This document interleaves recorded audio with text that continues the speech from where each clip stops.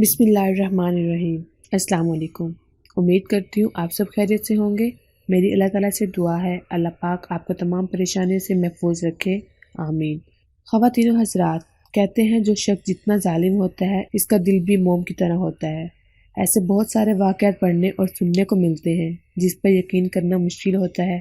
ایسا ہی ایک واقعہ آپ کی نظر پیش کر رہی ہوں جسے سننے کے بعد انسان کے دل میں یہ خیال ضرور آتا ہے کہ کرشمے اللہ پاک کی طرف سے ہوتے ہیں، ورنہ ایسے شخص سے اس قسم کی امید نہیں رکھی جا سکتی۔ ویڈیو پہ جانے سے پہلے آپ سے گزارش کروں گی کہ اگر ابھی تک آپ نے میرا چینل سبسکرائب نہیں کیا تو سبسکرائب کریں، شکریہ۔ معزز خواتین و حضرات، پنجاب کا مشہور زمانہ ڈکیت ملنگی، جسے پنجاب کا رابن ہوڈ بھی کہا جاتا ہے، قصور شہر میں پیدا ہوا تھا۔ 6 ماہ کی عمر میں باپ کا سایہ سر سے اتر گیا۔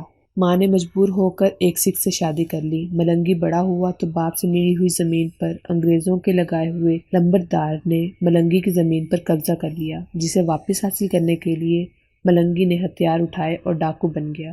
ملنگی اور اس کے ساتھی قصور اور اس کے گردنواں میں اتنے طاقتور ہو چکے تھے کہ سب کی زباں زد عام پر ایک ہی بات ہوتی تھی، راج ملنگی دا۔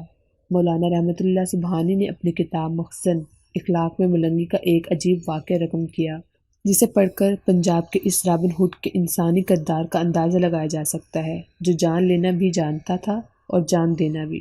مولانا رحمت اللہ سبحانی صاحب فرماتے ہیں، پنجاب کی جس جیل میں ملنگی کو رکھا گیا، اس جیل کے ایک افیسر نے انہیں ملنگی کی دل سوز داستان سنائی اور بتایا کہ جس دن ملنگی اور اس کے ساتھیوں کو سزائے موت دی جانی تھی، اس دن ملنگی کو وقت سے پہلے بتایا گیا کہ ملنگی تمہارا کھٹن منزل قریب آ گئی ہے، اپنے آپ کو اس سفر کے لیے تیار کر لو۔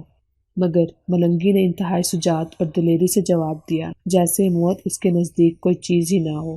پھر وہ اپنے ایک ساتھی جو اس وقت قرآن پاک کی تلاوت کر رہا تھا کو للکارتے ہوئے بولا، کمبخت اب بھی قرآن پڑھنے سے باز نہیں آیا، تیری اس قرآن خوانی نہیں تو یہ دن دکھائے کہ میدان جنگ میں بہادروں کی طرح جان دینے کی بجائے ہم مجرموں کی حیثیت میں پھانسی کے تختے پر زندگی ختم کر رہے ہیں۔ چھوڑ اب تو اس قرآن خوانی کو اور بہادری سے موت کا خیر مقدم کرنے کے لیے تیار ہو جاؤ۔ راوی کا کہنا ہے کہ اس نے ملنگی قرآن پاک کے متعلق ایسے الفاظ بیان کرنے پر ملامت کی اور کہا کہ ایسے وقت میں قرآن کے متعلق ایسی بات نہیں کرتے اور تم خود کو درکنار کسی اور کو بھی نیکی کرنے نہیں دے رہے۔ ملنگی نے تھوڑی خاموشی کے بعد جواب دیا، میں قرآن کی توہین نہیں کر رہا، میری بات کے پیچھے ایک کہانی ہے جسے میرا ساتھی جانتا ہے۔ پھر ملنگی تھوڑے توقف کے بعد بولا، جس دن جنگل میں ہم لوگ پولیس کے ہاتھوں گرفتار ہوئے، اس دن بھی ہمارا یہ ساتھی جنگل میں قرآن پاک کی تلاوت کر رہا تھا۔ ہمارے منجروں نے ہمیں آ کر اطلاع دی کہ پولیس تھوڑی دیر میں ہمارے ٹھکانے تک پہنچ جائے گی، اس لیے وقت ضائع کیے بغیر علاقے سے نکل جائیں۔ میں نے اپنے اس ساتھی سے کہا کہ وقت کم ہے، آؤ چلیں، مگر یہ بولا جب تک اپنا ایک پارہ پورا نہیں پڑے گا یہ نہیں جائے گا۔ پھر ملنگی بولا، 2 صورتوں میں سے ہمیں ایک کا انتخاب کرنا تھا، یا تو خود فرار ہو جائیں اور دوست کو پیچھے تلاوت کرتا چھوڑ دیں، یا پھر یار کے ساتھ گرفتار ہو کر پھانسی کے تختے پر جھول جائیں۔ ہم نے دوسری صورت کا انتخاب کیا۔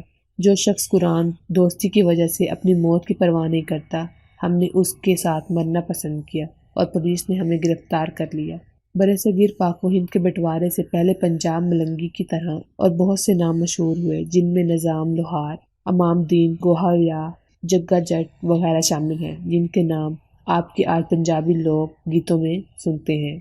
امید کرتی ہوں آپ کو یہ ویڈیو پسند آئی ہوگی۔ ابھی کے لیے اجازت چاہتی ہوں، اپنا خیال رکھیے گا، اللہ حافظ۔